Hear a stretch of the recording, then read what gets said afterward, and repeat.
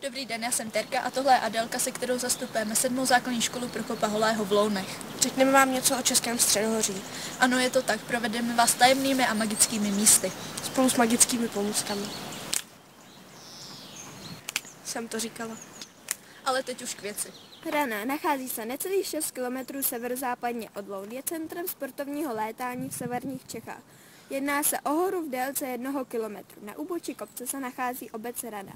Od roku 1936 je na vrchu hory takzvané Malé Boule přírodní rezervace.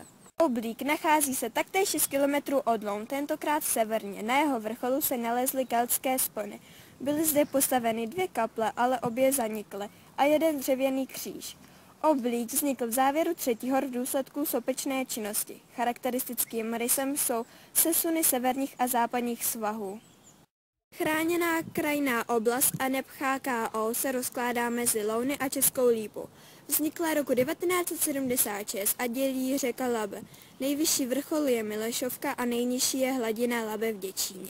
Dovedli jsme vás nejznámějšími kouty Českého středohoří. Snad se vám naše video líbilo a bavili jste se u něj tak jako my. Určitě se přijďte na nějaká tato místa podívat. Nashledanou.